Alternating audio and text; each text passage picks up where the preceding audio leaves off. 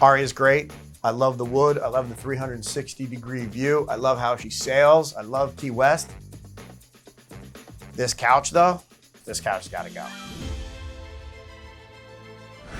I can't explain it, but some people are just born for adventure.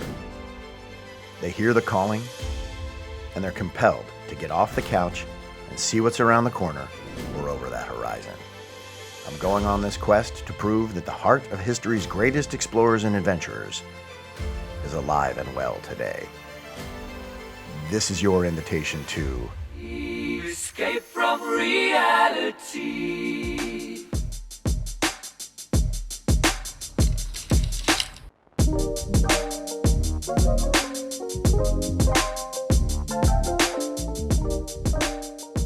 This boat is an amazing catamaran.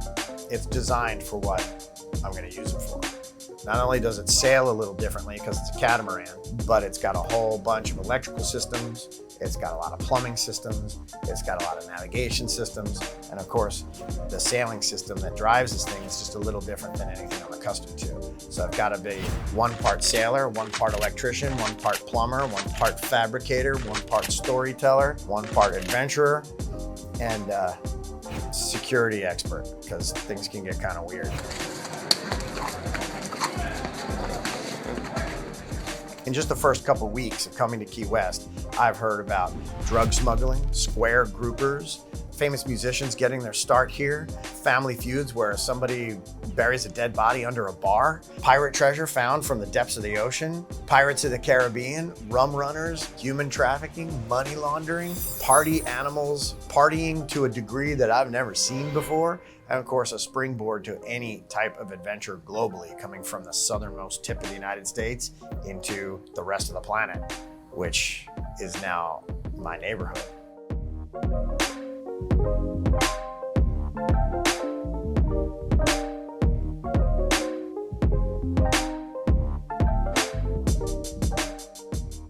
So being one of the new guys in town, it's always good to make friends with the guy that's got the biggest, coolest boat in the marina. And that man is Bill Malone. And he is the owner and captain of Jolly Rover, the big historic schooner pirate ship that's in the historic seaport of Key West. He is a veteran sailor. He runs one of the best tours in Key West. He's got an awesome boat. It's a historic landmark. You know, he's got a full-on operating cannon on board.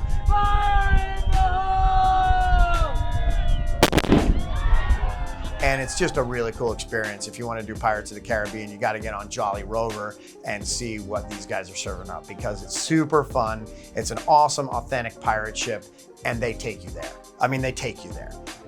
The Rover is a replica of an early 1800s American coastal schooner. We use pin boards, or fife boards as they're called. We use belaying pins. All the sails are handled by hand. The steering is mechanical, just the way they would have been 200 years ago. There's a lot of room down below. This was designed as a cargo ship from years ago. Today, the cargo are the passengers that we have on board. People can walk around the whole time that they're sailing with us. We do let them get behind the wheel. They get to drive. We invite them to help raise the sails with us, or just sit back and relax.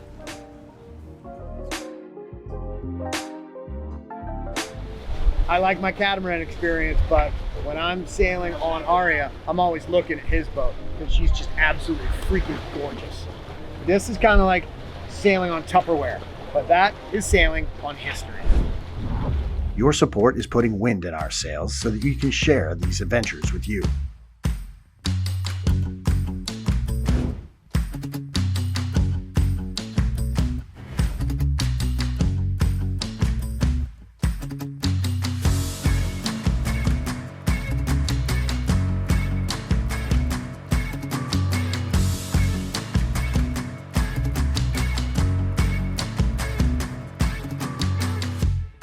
Sometimes the people that get you to achieve your goals become longtime friends and people you really depend on. No difference here.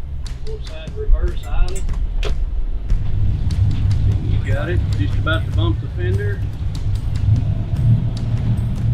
I've found what I believe are two of the best sea captains in Key West that have the same type of wanderlust I do.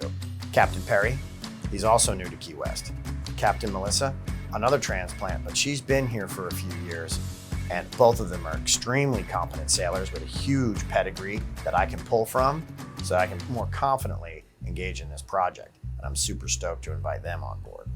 And I just told Brad, I said, you know, this is something I'd like to be involved with if you got a place for me. And so we've kind of progressed from there, and it's on a day-to-day basis. Maybe he'll tell me tomorrow he don't like me anymore. Don't know. So I met Brad in Hammerhead Surf Shop.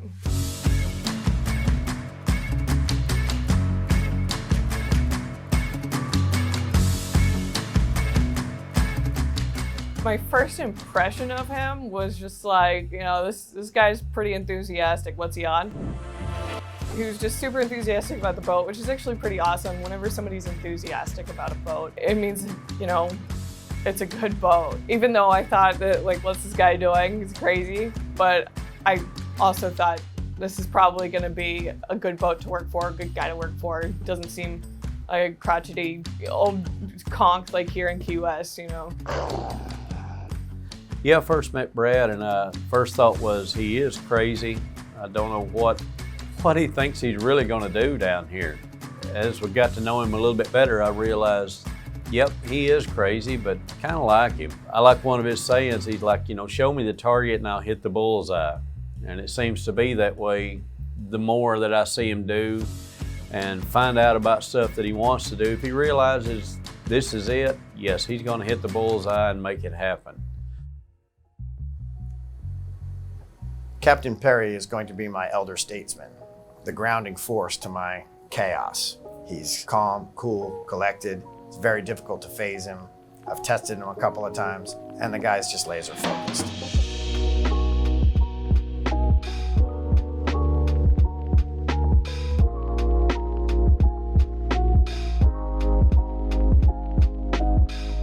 Brad got to ride with me on Sandy Cat the other day. It just so happened I had to go get fuel in between trips.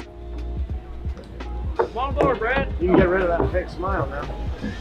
The parking place they give me to park that boat, it's a 65-foot boat, 30 feet wide, that I have to park in front of another 30-foot catamaran. So it's not difficult to get the boat in there. It looks like it's going to be difficult to get the boat in there. So one of the things I pretty well do every time I bring a crew in is I get to hollering at my other mate and playing that up. And, you know, if anybody knows how to park this boat in a parallel parking spot, I need help. And then as we come in, I play on like, you know, I think they've moved that other boat forward. It's not going to fit. We can't get in there. And I don't know if they believe me, if they think I'm carrying on, but to look at it, it really doesn't look like it'll fit. So you have to come around real close to the other catamaran and just pivot the boat as you go past it and put the point in there and then swing the front end around to let it get partially in. And one of the keys on that, I don't know, maybe shouldn't give away all my secrets, but the mate that stands on the front corner of that boat, if you can get him up there where he can grab that line, tie the front corner of the boat off, it's a done deal. You're in there then. So all you really have to do is pull forward just enough to pull against that line, put your port engine in forward, your starboard engine in reverse, and it'll just suck that boat back in there and makes it look real great. I get to do that a lot of time when the wind's really blowing, which it makes it a little bit difficult, but it really makes it a little difficult for everybody to believe that this boat's going to fit in that parking spot. I kind of enjoy doing that. It's one of the things you get to show off a little bit, and just a perk of the job, in my opinion.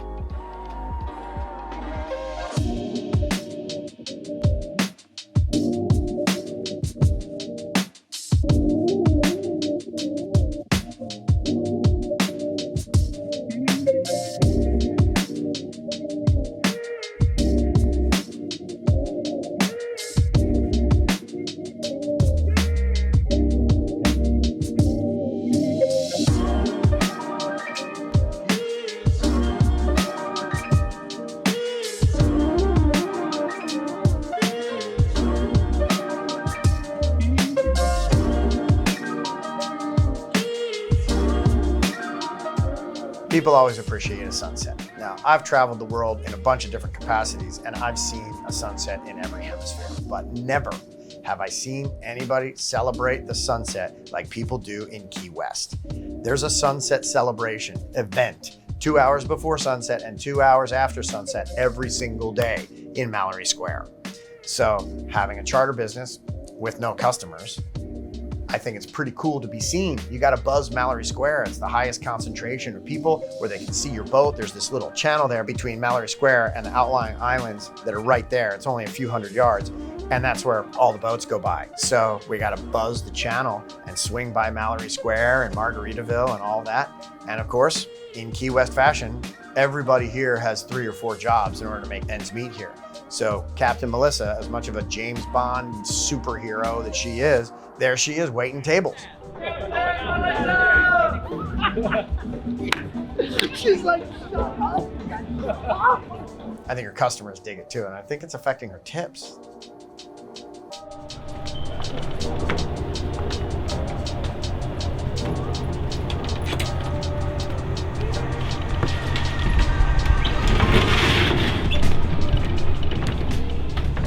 What up, yo? Coffee. Yeah, we got some of that. I would die without coffee. Morning. Where'd you hide coffee cups? They're in the same spot they always are. Yeah, but it's early. I forgot what All spot the way that left was. and up. Bingo. Ah.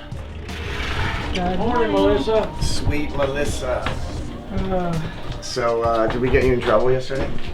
Weaver's favorite. Captain Melissa! I was serving at Bistro 245, minding my own business, serving my customers, and along comes Aria and Brad. That group of 4, they were hilarious, they were awesome, like the group of 4 on the first table. And then the group of 2 in the second table that I had, they were like, we want to go out on Saturday. Melissa's awesome. A lot of energy, young spirit. It's always good to have female energy on board. Me, I problem solve, I'm passionate, I'm emotional, and I think way out here in a bunch of different directions. We are sinking. Long and short of it is, I think the head is trying to sink us. Water has gone up about a 1.25 inch since we've noticed it. In my view, boats are built to fail, okay? That you put a lot of engineering onto the water, you get a lot of electronics, you got a lot of technology on board here, and you sail it across Mother Nature's most corrosive substance, salt water. So you got salt water, salt air, you got algae growing everywhere, you got humidity, you got mildew. It's really rough on a boat to just sit here.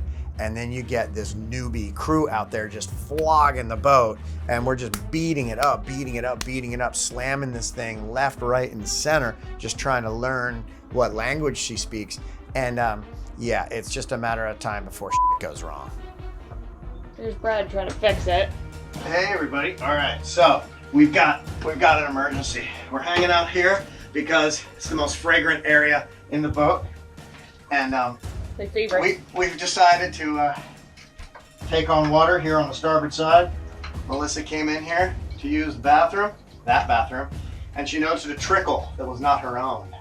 So she thought it might be interesting to troubleshoot that. She found an indoor swimming pool right below the sole boards there.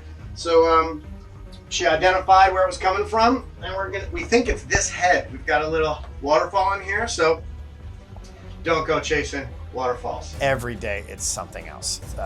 There are all these networks and systems, and they're all kind of interlaced, and when this fails, this leads to that, which causes this catastrophic failure over here, which shuts all of this down over here, and it's a puzzle, and it's like running on a treadmill. Running, and you can set the speed higher and run faster, and you go faster, and you're not really going anywhere. You look like you're working real hard. The only thing that's really quantifiable is you're just spending money. And you've heard all the age-old sayings, break out another 1,000. Well, on a catamaran, because it's kind of like 2 boats, it's like breaking out another 10,000. But we've called the head honcho, and Kyle has been deployed to save Aria. Say hi. Hi. What do you think it is? I don't know. So what I was thinking was, there's a freshwater valve to every boat to shut off the freshwater to the heads, right? Right, but this boat uses salt water. Oh. No, it doesn't.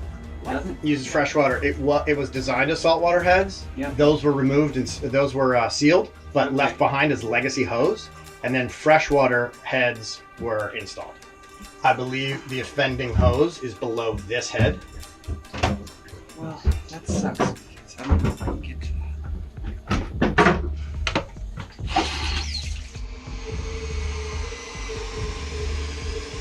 External automatic bilge. Trash bomb. Just gag. No, it's good.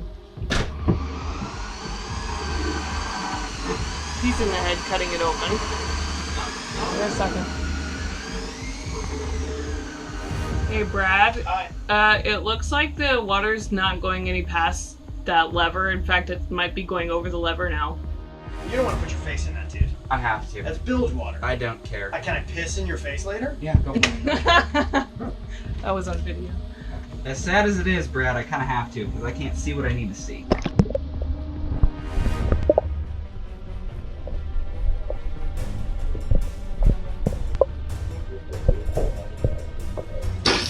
No!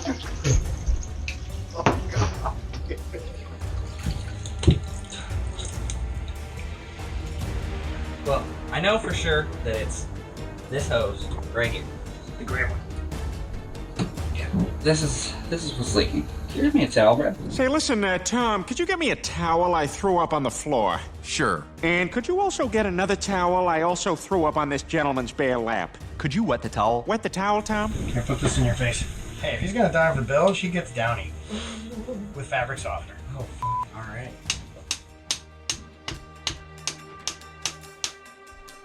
So we're gonna plug it and hide it. It's not cheap to operate here in Key West. Everything's ridiculously expensive because we're in paradise and it costs a lot of money to get any products or services or infrastructure here onto this island. So there's a luxury tax on that. There's a nuisance fee on top of that. There's a convenience fee on top of that. It's just a very, very strange island of 25,000 residents trying to service 4 million visitors per year. So I'm just trying to find out where we fit in, and we'll find it, and that's going to be our treasure. Hit subscribe so you don't miss what happens next. Escape from reality.